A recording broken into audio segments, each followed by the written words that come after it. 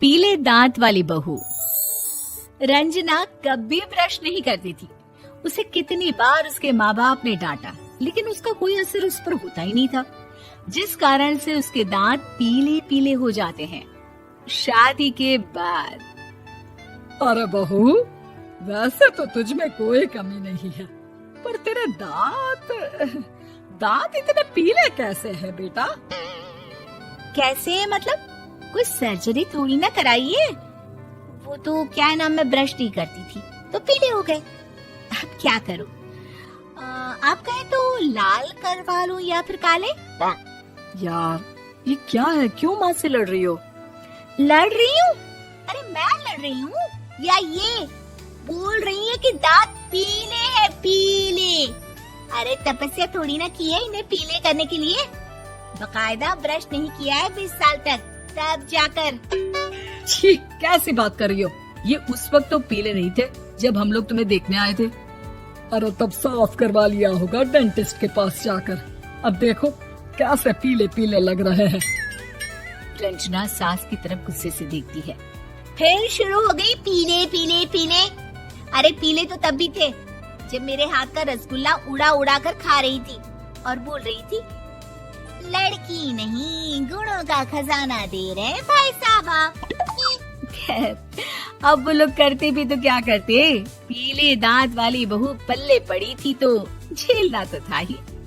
एक दिन कीर्तन में रंजना गाना गा रही थी। अरे कमला बहन, माँ का द्वार है, यहाँ तो सब शुद्ध होकर आते हैं, फिर अपनी बहू को ब्रश भी नहीं करवाती तुम। दूर से पीले पीले दांत भक्ति में बाधा उत्पन्न कर रहे हैं। अरे कोई 2 साल के बच्चे थोड़ी ना लेकर आई हूँ मैं बहू बनाकर। अच्छी खासी लड़की है, अरे कैसे करवाऊं ब्रश? ये तो उसे खुद करना चाहिए ना। अब माँ बाप तो इसके जैसे तैसे निपटा दिए, ये नहीं सोचा कि सास कैसे संभालेगी। सास बहू को लेकर घर आ जाती है, लेकिन सोच लेती है कि अब इसे लेकर कहीं नहीं जाएगी। अगले रोज बहू कहती है, अरे क्या हो गया, मंदिर नहीं जाना क्या? कीर्तन का वक्त हो रहा है। मेरी मधुर वाणी से कान्हा जी जागते हैं और सोते हैं। आप तो जानती है ना उनकी भक्ति में कितना मन लगता है मेरा। वो क्या है ना, तबीयत ठीक नहीं लग रही है मेरी, आराम करूंगी मैं। तबीयत ठीक नहीं लग रही? अभी तो मिथुन के गाने पर नाच रही थी आप, और अब बोल रही है कि तबीयत ठीक नहीं लग रही। अरे भक्ति में मन लगा लो सासू माँ, ऊपर जाना है, क्या मुंह दिखाओगी आप? हाँ? सास को बहू की बात पर गुस्सा आ जाता है। मैं क्या मुंह दिखाऊंगी, इसकी चिंता तो ना कर, समझी? अपने मुंह की चिंता कर, जो ये पीले पीले दांत लेकर हर जगह पहुंच जाती है। पता है लोग कितना मजाक बनाते हैं। ना जी ना, मैं नहीं जाना कहीं तेरे साथ। तो ये बात है, कोई ना, मत जाओ, मैं अपने कमरे में ही बैठकर भक्ति कर लूंगी। ऊपर वाला दांत थोड़ी ना देखता है, मन देखता है, भावना देखता है। और अरे बस बस, तू सब कुछ दिखा, बस ये सफेद चमकदार दांत ना दिखाना किसी को, है? जा यहाँ से। बहू को सास की बात का कोई फर्क नहीं पड़ता, वो तो जैसी थी वैसी ही रह जाती है। सुबह नहाकर किचन में खाना बनाना, फिर खाना खाना, कीर्तन भजन करना और सो जाना। एक दिन, माँ जी मैं सहेली के घर जा रही हूँ, शाम को लेट आऊंगी। हाँ हाँ तो जाना, मैंने कौन सा तेरी आरती करनी है घर पर बैठकर। रंजना सहेली के घर जाती है, जहाँ वो पार्टी में जाने की तैयारी कर रही होती है। अरे शिखा, कहाँ जाने की तैयारी कर रही है? मैं गलत वक्त पर आ गई क्या? अरे नहीं यार, उल्टा सही वक्त पर आई है। मैंने ये साड़ी और ज्वेलरी निकाली है यार, शाम को इनके ऑफिस की एक पार्टी में जाना है। बताना कैसा लग रहा है ये सब? नहीं यार, इस ड्रेस के साथ तो वो वाली ज्वेलरी अच्छी लगेगी। हाँ हाँ सही बोल रही है, मैंने ध्यान ही नहीं दिया। वैसे तो हमेशा से मस्त फैशन सेंस रखती है।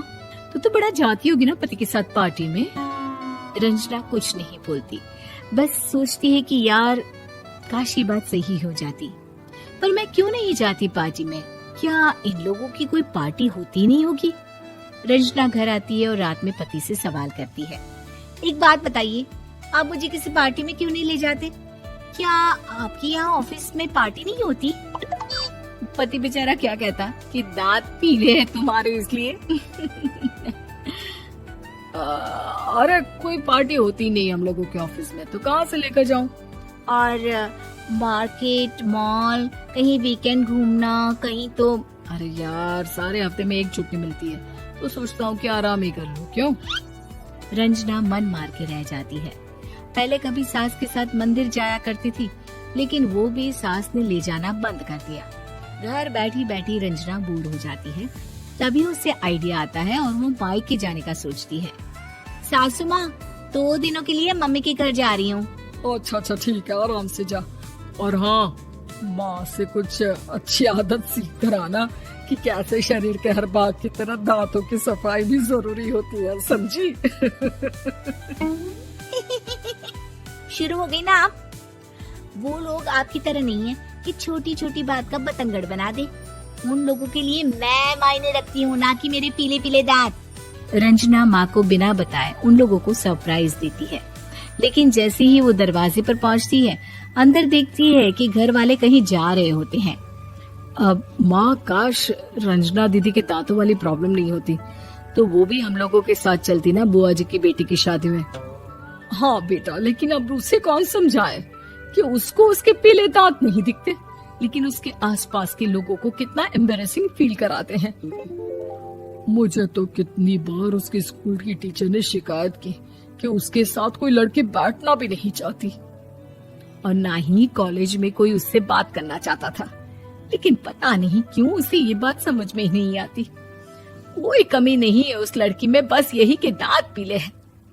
वो तो भला हो जीजा जी और उनकी माँ का, जो दीदी को जैसी है वैसे ही रखा हुआ है। रंजना को अपने घर वालों की बात सुनकर बहुत दुख होता है।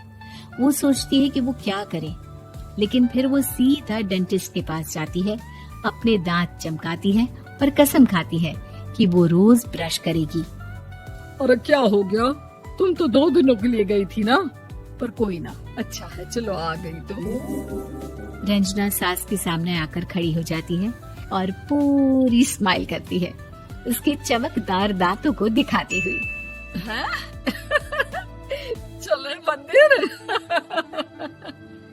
माँ, मुझे माफ कर दीजिए, मैंने आप लोगों को बहुत एम्बैरेसिंग फील करवाया।